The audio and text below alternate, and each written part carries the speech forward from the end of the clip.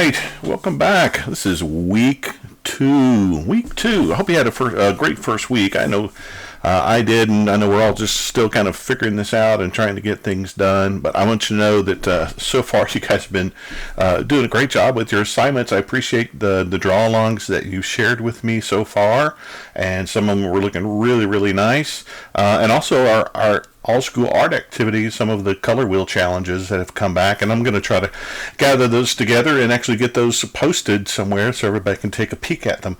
Just wanted you guys to know that this draw-along today is specifically for you if you're in 4th, 5th, and 6th grade. I did a separate recording for 1st, 2nd, and 3rd grade. I know we did all the same thing last week together, but this week we're going to divide it up, and yours is going to be just a little bit more challenging. But that doesn't mean that if you have a brother or sister who is in one of those other grades, then you can look over their shoulder and watch their video too if you're just looking for something extra to do to draw along. But hey, I hope you got all your stuff. And so again, we're just going to need a pencil of some sort and an eraser and something to blend with. I've got my Stompy here, and you can still use a good old cotton swab Q-tip. And then I've got my little brushy here, and somebody was asking about this, and the reason I use this is because sometimes when you erase with a regular eraser, okay, it can leave those little pieces on the paper, and sometimes those will actually have graphite on them, and if I brush them with my hand, sometimes it can make a smudge or a smear on my paper. And so this is just a way to keep the paper nice and smudge free. Okay, so if you've got all your stuff together, we're going to start just like we did the last time. You're going to need your paper, and we're going to just go right here in the middle, give ourselves a little bit of a dot, and we're going to divide this in half this away, and we're going to divide it in half this away. So now that I've got 1, 2, 3, 4 different segments, we're going to be working one at a time in each segment, saving the fourth one for last for you to do your own version or a variation of some of the things that we've done. And then the other thing I would say as far as your drawings from last week is that they could be bigger. All right, again, did some great drawing there, but sometimes they were just really teeny weeny tiny, and they would have been so much better if they were just larger and helped fill up the space that you've got. And also that helps us with our details as well. It's easier to add detail when my painting or my drawing is larger, and that's one of the things that I really discovered in going to museums is artists will do these incredibly detailed paintings, but they're really, really big, and then when you get up close, you can see how they accomplished that with those details. And so just like they do, if we use all of our drawing space and draw larger, then we can get those details in. All right, so I'm going to get myself situated here and zoom in, and we will get started in just 1 second. All right, as we get started here today, I want to start off by drawing this little drawing compass. Now, if you're in 6th grade or 5th grade, then you've done some of these draw-alongs with me in class before, and this is going to be a little bit similar to what we did there. We're going to try to establish kind of a foundation for the things that we want to create, and so to do that, I'm going to remind you of our little drawing compass here, and so I'm going to give myself my little foreshortened circle up here, and then think about this. If this was a compass and I was trying to find my way, then north and south would still be in the same directions as far as up and down from each other, and then east and west would also be the same way. So east is going to be over here and west is going to be over here. But because we've got this angle, because we've flattened and foreshortened our compass, which is normally round, it's normally perfectly round, then it's going to change these side angles. And so I'm going to divide these in half and lightly sketch this side angle, and then divide this one in half, and that gives us this side angle. Right, and then, so now these are the directions that are in between. So over here I've got northwest, here I've got northeast, here I've got southeast, and over here I've got southwest. All right, and when we get drawing, you're going to see that we're going to use these directions almost all the time. This northwest southeast direction, and then this northeast southwest direction. They'll show up time and time again in our drawing. And in fact, if you take a look at a lot of artists painting and drawing, the majority of the time, not always, but a majority of the time, they're going to be using these angles or ones that are pretty similar to them as they draw. All right, so we're going to be drawing our cube, our basic cube, and learning how to shade that and add the shadows, and we're going to use our drawing compass to learn how to do that. All right, so we're going to start off right here in the middle of my page, and I'm going to give myself 2 dots that are fairly wide apart. Now this is the same way that we start when we do a foreshortened circle, but we're going to give ourselves a couple of extra guide dots here. So I've got these 2 dots that are far apart from one another, and then I'm going to come here in the middle, and just above I'm going to put a dot, and then just below I'm going to put a dot. Now these are farther apart, and then these are closer together. And so now I'm going to connect these, and let's see what happens. So if I go from here, I'm going to go up in this direction, and then I'm going to draw this direction, and we'll come back down and go this direction, and come back around this way and connect those in that direction. All right. Now, if I follow these lines, these angles, I'll see that they follow fairly closely to my drawing compass. All right. So if I would extend these out, all right, so this would be my northwest direction. This would be my southeast direction. All right. The same thing would happen here on this side, northeast, northwest, southeast. And then these are going to go off in these directions. So that's going to give me my northeast and my southwest. All right, so this is going to define the edges of my foreshortened square. So we talk about a foreshortened circle being a squished and distorted circle because we're looking at it at an angle and not straight down. The same is true here with my square that I've turned on its edge as a diamond, and then I've squished it. I've squished it down, and in doing that, it gives me these angles, these 1, 2, 3, 4 different angles that we're going to use to draw. All right, so I'm going to push that up out of the way so that you can see that, and then we're going to do the same thing one more time, and then we're going to add some more details to it here. So you can get myself my 2 guide dots that are farther apart, and then I'm going to go right in the middle. I'm going to put one above and then one slightly below. Okay, these are farther apart, these are closer together. All right, and then I'm going to connect those together. So this is going up in this northwesterly direction. I'm going to turn the corner, and I'm going to head off in this northeasterly direction. I'm going to turn the corner, and now I'm going to head in the southeastern direction, and then finally turn the corner one more time and head to the southwest. Okay. So there's my foreshortened square, 1, 2, 3, 4 sides, and here are my angles. Now let's turn this into our cube, and we're going to do that by coming over here on the left side. I'm going to drop down a vertical line, and I'm going to go to the far side and drop down another vertical line. I want these 2 to be the same height. And then this one here, I'm going to drop down in the middle, but it's going to be slightly longer, and it's going to be longer because it's closer to me. If I'm thinking about 3-dimensional space, then this is farther away and this is closer, and so these are kind of in the middle. And so because this point is closest to me, this edge of the cube, then this line is going to be slightly longer. And now look, now all I do is I'm just going to follow this line that I've already determined this, it's going to go in this direction, right, in this northwestern direction, and I'm just going to do the same thing down here at the bottom as I connect them across. I'm matching these angles and completing that side of the cube, and then I'm going to flip around. I'm going to go the same thing. Here's my angle that's going off in this direction, in this northeasterly direction, and I want to do the same thing down here as they connect across. And so now I've finished up my cube. All right, and that's an easy way to do that. We can talk later about when we talk about 2-point perspective, because these lines eventually, as they go back in space, eventually will actually meet and come to a point at the horizon line. And we've talked about that, especially in 5th grade and 6th grade and some of the drawings that you've done. But we don't have to use a ruler to do this. As long as I'm trying to match up these lines and keep them fairly close to one another, then it's going to work for us. And so we've got this nice little cube shape that's based off of my foreshortened square. So let's shade this up and add some shadows. So I'm going to put my light source up here. So the light is shining down in this direction. Light is going to be hitting the top of my cube, but not this back side. And so this is the side that I'm going to shade. And shading on a flat surface is different than on a curved surface.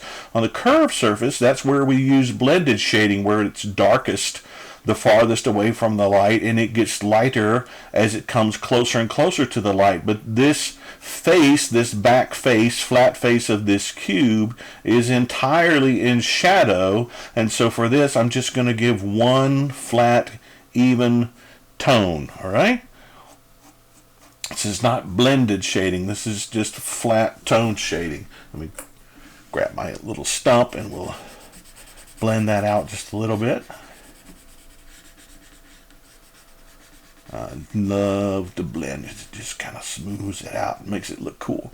So we've got our blending done. And then also this is going to be casting a shadow. But before we do that, let's give ourselves a horizon line. So let's give this cube some place to be. So I'm going to go there, going to go through, behind the back, and then out the other side. So now I've got a surface for this cube to live on. So whether this is the sky and the ground or the wall and the table, that's what this line signifies for me. And now I've got my cube actually sitting somewhere, not just floating in space. And then now we want to make this shadow coming off of this cube. And so I'm going to borrow this angle that I've already established right here at the top of the cube, and I'm just going to extend it out. All right, and I'm just going to use that same angle as I go across the cube to add the shadow onto the surface, onto the table surface. And again, right here where it touches the edge, I might want to make that shadow just a little bit darker because that's my contact shadow where it's touching the surface, and then I can blend it out from there just like that. All right. So in very quick order, we've established and created our little cube here, and we've used foreshortening, we've used shadow, we've used shading, we've used horizon, and actually we've used placement too. Placement says that things that are lower on the page are closer to me, and things that are higher on the page are farther away from me. And so we placed our cube down here lower on our paper, and so it gives us the sense that it's actually closer to me than something that was drawn at the higher on the paper as well. So those are some of our 10 words that we use to create and to show depth. Those top 10 depth drawing devices are words that we use to draw in 3D. In fact, here I've got my little page here. Let me show you. So this is what we're trying to do. All right, we're learning how to draw in 3D because God created us that way. He created us with two eyes that are slightly separated on our face so that we can see with depth. We can see in 3D. And we've learned to draw and to paint in 3D by using foreshortening and shading and shadow and size and overlapping, right? My cube overlaps the horizon line. And we've talked about placement just then, and then density, contour, and then details, all those wonderful little details. In fact, our next exercise, we're going to add a lot of details to my cube. But all of those came about during the Renaissance, which was an art movement over 500 years ago. And we're still using those words today to draw and to learn how to draw in 3D. All right? So here's our first little cube. Now, let me tell you a pro tip here, and that's simply that even though the sun is shining here and we've got light on the top of the surface, and of course we've got this back face that we can't see and light would be shining on that, and then this face is dark where we've done our shading, and then there's this face. This face is not completely in the sun, and it's not completely in the dark as well. And so, if we wanted to be really, really sophisticated with our drawings, then we would come in here and we would give this face just a little bit of a tone as well. So I've got light and then medium and then dark. So I've got 3 different values going on here on my cube. All right, so as you are growing and learning and becoming a better artist, then you would know to use a 3rd tone here on your drawing. The other thing I want you to think about is how quickly can you get this done. I'm not talking about shading this particular face, but just in our normal drawing and drawing the foreshortened square, dropping down my verticals, bringing across the bottom, added shading, shadow, and a horizon. How quickly can you get that done? Can you get a nice drawing done of this cube with shading and shadow and horizon? Can you get that done in 45 seconds? I challenge you to give it a try and see if you can do a nice job of creating this cube in 45 seconds. Okay, so that's going to finish up our time with this one right here. Give me just a moment. I'm going to shift over to our next square, and we'll get right back to it. All right, hey, we're back. I rearranged things just a little bit so I could draw a little bit easier. And so we're going to work on our second drawing, a cluster of cute cubes. So we're going to do a trio of cubes, 1, 2, 3 here in our space. And then we're going to add different textures to them, different details, add those dandy-daring details that make our drawings come alive and begin to tell stories. So we're going to draw a series of cubes just like the one that we did earlier. So I'm going to need my 2 lines that are far apart, my 2 dots, excuse me, and then one in the middle that's a little above and one in the middle that's just a little bit below. All right, and then I'm going to turn my paper here just a little bit. It's just easier for me to draw in that direction, and then I'll put it back so that you can see, but I'm just connecting the dots, right, so that I've got that foreshortened square that I need to begin drawing my cube. All right, and then I'll drop down this vertical on this side and a vertical on the other side. Remember, these 2 are going to be the same distance, and then the one in the middle is longer because it's closer, right? And then now I'm going to connect these 2. Remember, I'm using this angle, right? This northwesterly direction angle. I'm going to use it as my guide to connect down here at the bottom. And then I'm going to go on the other side, and I'm going to use this direction to connect in this one, just like that. There we go. So there's cube number 1. All right, let's do another one. So I'm going to move over here just a little bit further over. Here's 1 dot. Here's my 2nd dot. Remember, 1 slightly above, 1 slightly below. And then I'm going to begin to connect those again to make my foreshortened square. Come around the back side, back down here, and across just like that. Super. And so I've got my foreshortened square done, and I'm going to drop down my side verticals. There's one on this side and one on that side. These are the same. The one in the middle is going to be a little bit longer because it's closer. Then I'm going to connect. I'm following this angle and connecting across, and I'm following this angle and connecting across. So there's 1 cube, there's 2 cubes, and we're going to add a 3rd cube right down here at the bottom. So again, my 2 guide dots, 1, 2, 1 slightly above, 1 slightly below in the middle. All right, this cube's looking a little bit smaller than the others. I'm going to make this a little bit wider, right? I'm telling you, you need to be drawing bigger, and I'm the one who needs to be drawing larger. All right, so there's my 2 guide dots a little bit further out, 1 above, 1 below. Let's connect them up off into the northwesterly direction, back northeast, southeast, southwest, 1, 2, 3, 4. There's my foreshortened cube. Gonna drop down my side verticals here, making them about the same. The one is closer, so it's going to be longer.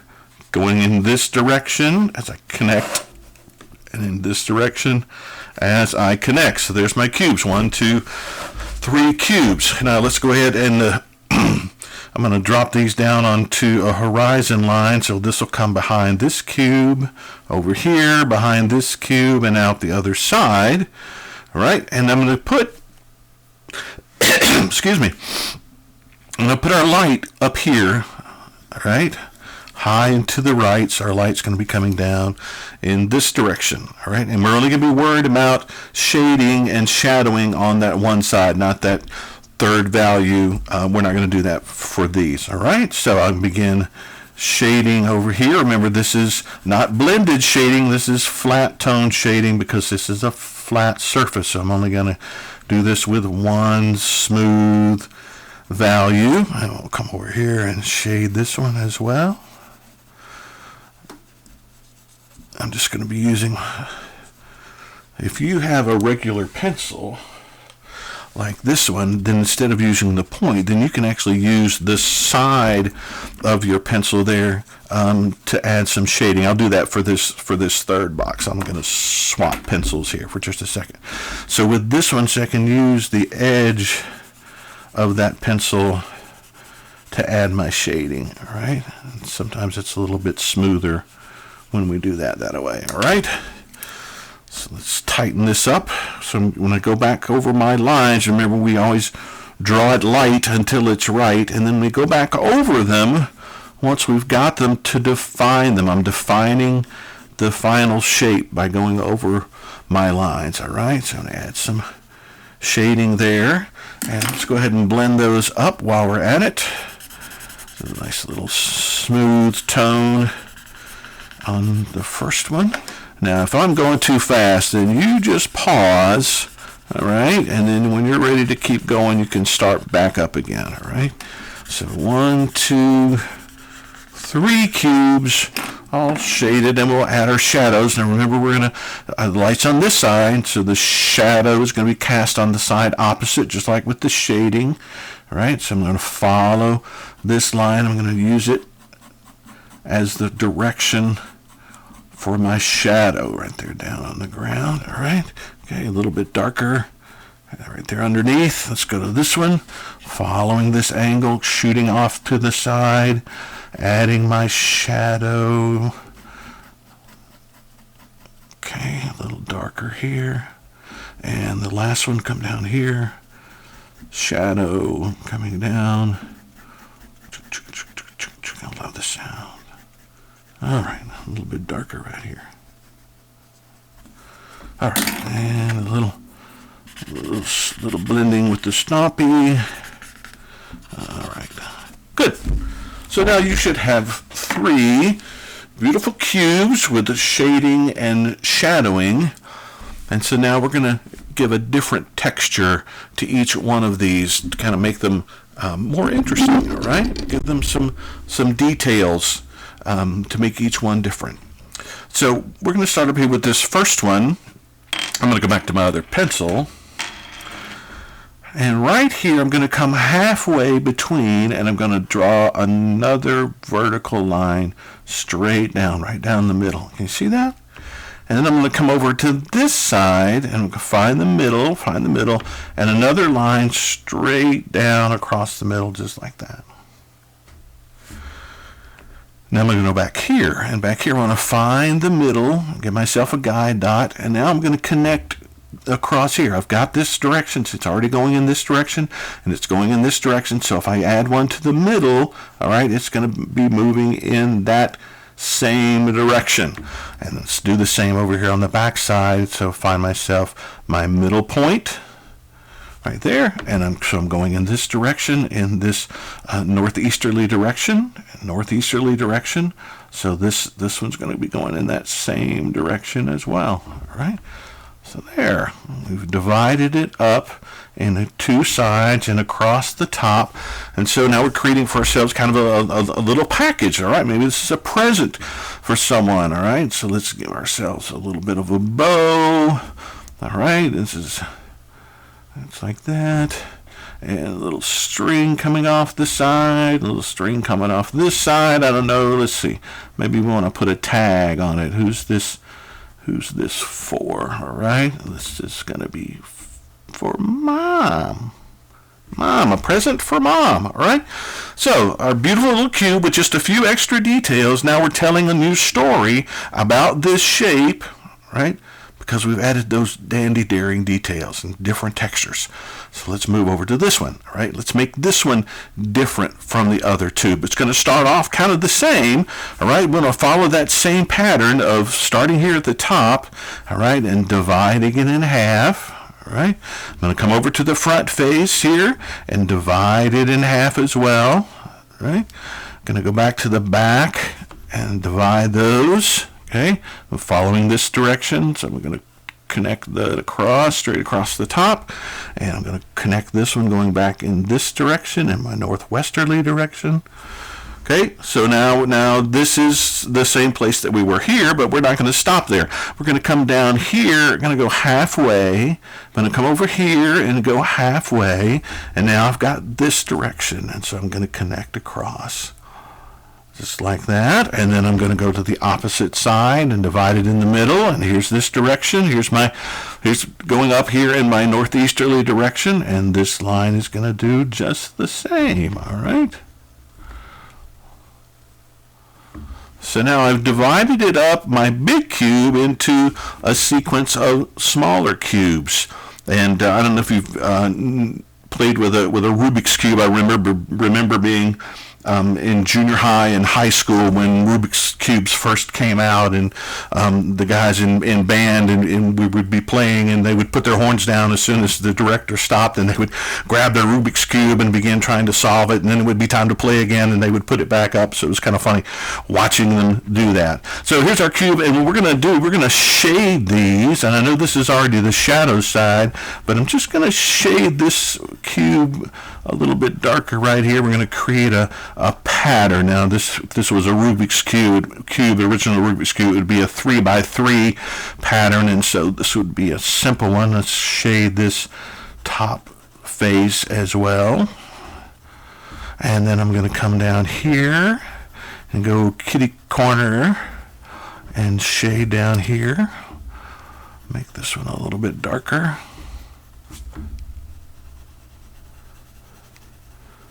So we're going to kind of be creating a checkerboard pattern here on top of my cube. So if this is shaded, then this one's going to be shaded as well.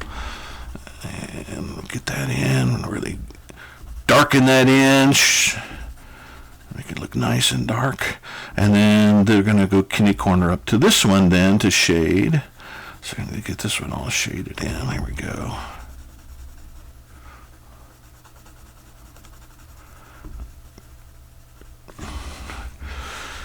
And then that would leave this face, this top face, to be shaded in. All right. And I grab my Stompy. I'm just going to smooth that out just a little bit. Push that around.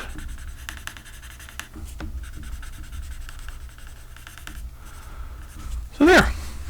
So now here's my second little cube. All right, I did some details to make a package out of that one, and we've subdivided this into 4 different sections and shaded them, alternating light and dark. That's contrast, when the difference between something that's light and something that's dark. That's one of our art words that we use. Line, shape, form, color, value, texture, space, and value talks about how light something is and how dark something is and what's the contrast between that. So here's our cube, and then we're going to go down and we're going to do something for this last one, something totally different. So what I'd like for you to do is here on this first face, we're gonna open this up so that we can see inside the cube. So we're going to give ourselves a nice circle right here in the middle of the opening on that side. And I'm going to go around over here to this left face and give myself an opening over here as well. And then I'm going to put an opening here on the top. Now I can't put a circle up here, but I can put a foreshortened circle.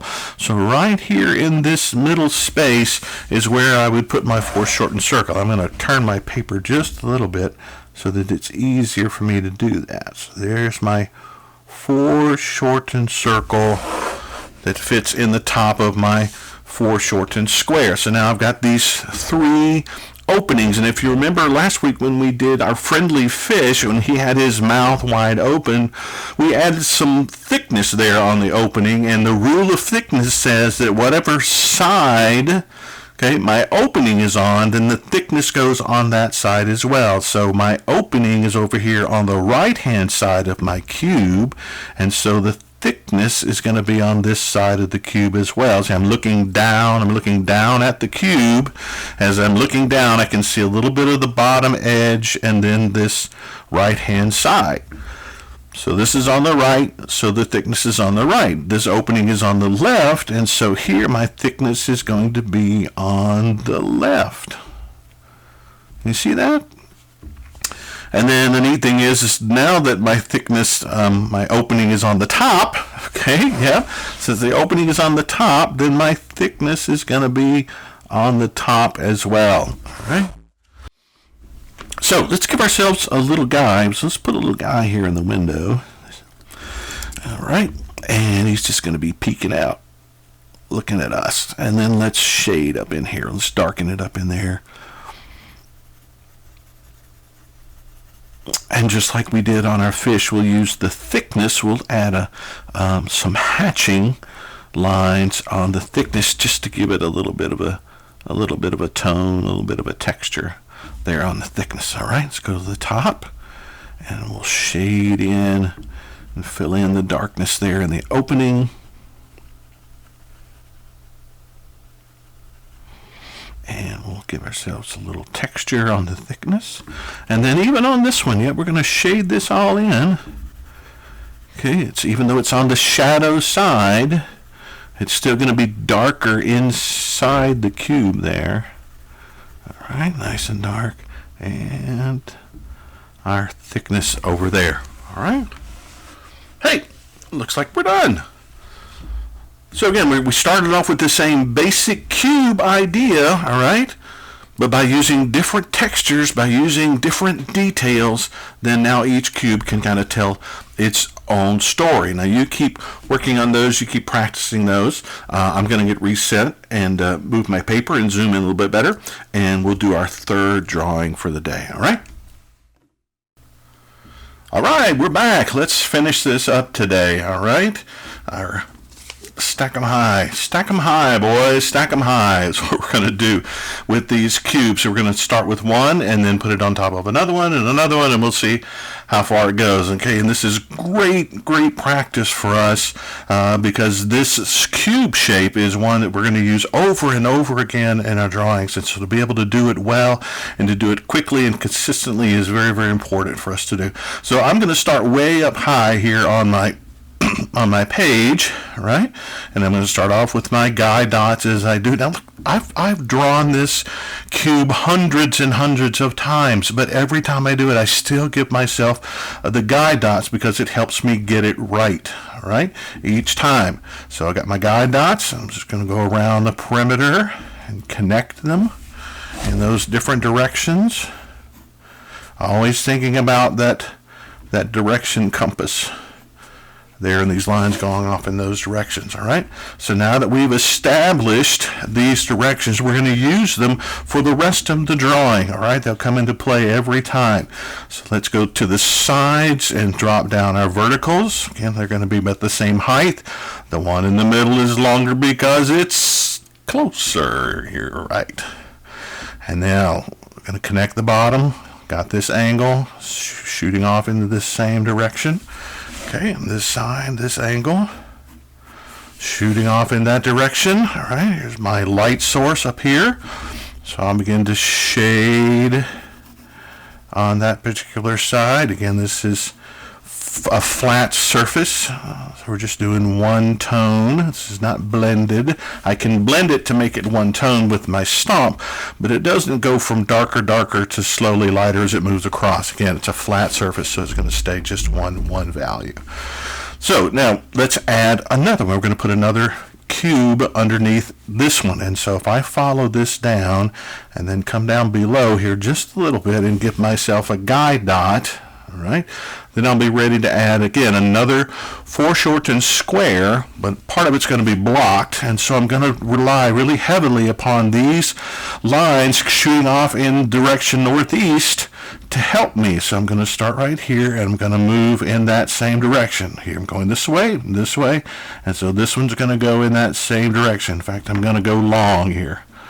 All right. Go past where I need to be just a little bit. And I'm going to come back over here on the other side, off in direction northwest. So here's my angle, and here's my angle. So again, I'm going to follow that same angle. Okay. Now, I've got to turn the corner and go around behind my drawing, but I don't want to connect back up to the point, all right? Not to this corner. I'm going to come back up here a little bit higher so that it gets tucked behind. And again, I'm going to be following this line. This line is already established in this direction for me. So I'm going to follow and just let those two connect. Right there, all right, and then over to the other side. This one's not going to connect to the corner, but it's going to go up, it's going to go behind, and so here's the angle, here's my angle, so I'm going to follow that same angle until it connects. So now I've got my foreshortened square, another one, underneath this one. And now it's just the simple matter of doing what we've already done, dropping down my two verticals on one side and on the other one down the middle, because this one's a little bit longer because again it's closer to me, and following 1, 2, 3, 4 going in that same direction. 1, 2, 3, 4 going off in that same direction. Look at there, one cube and another cube, and we're going to shade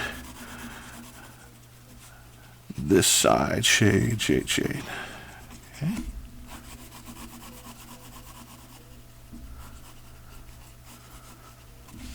Look at that. Good. How you doing? Doing all right? Let's do it again. All right? So here's one, and here's my second one. So I'm going to come down a little bit further, and again, here's my guide dot. And then I'm going to follow these two directions. This is going to help me go off in that direction. Again, I'm just going to turn my paper because it's a little bit easier. I'm going to go all the way. I'm going to go farther than I need to. Right? And I'll come back the other way. Going to follow 1, 2, 3, 4. Here's the fifth one. Going off in that same direction. Got it?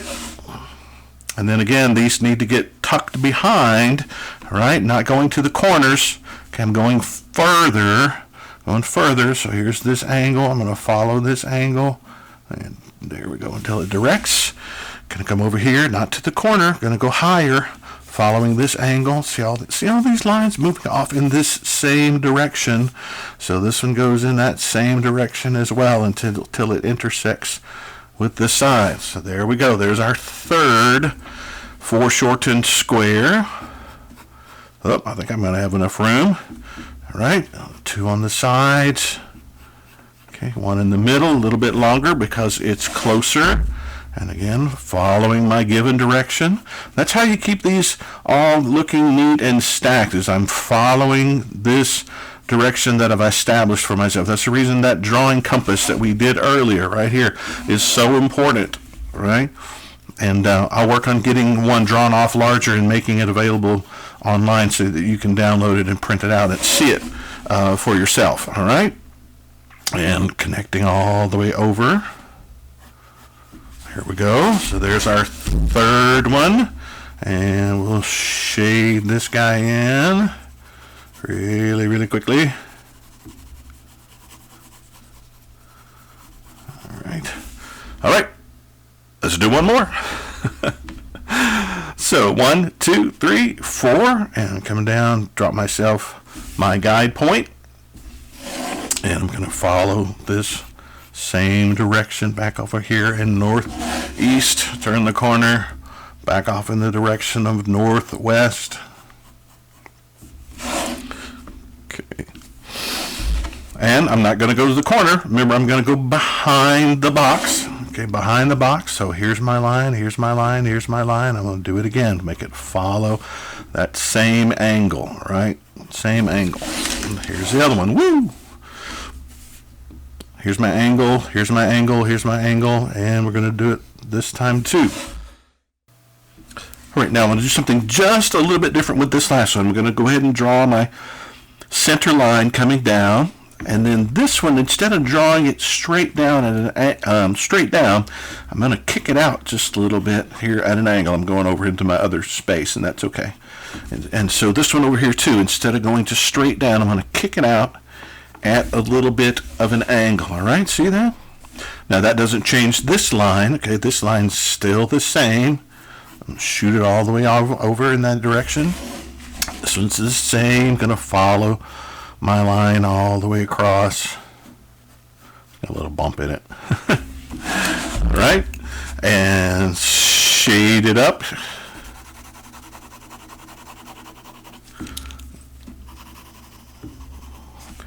Shade, shade, shade. We love the shade. All right. Now then. Well, look at my little stompy here, and we're going to get this finished up here. We got one more little detail that we want to take care of on this drawing. Is stack 'em high, boys. Stack 'em high. So get that shaded in. Okay, using your Q-tip there to shade it in.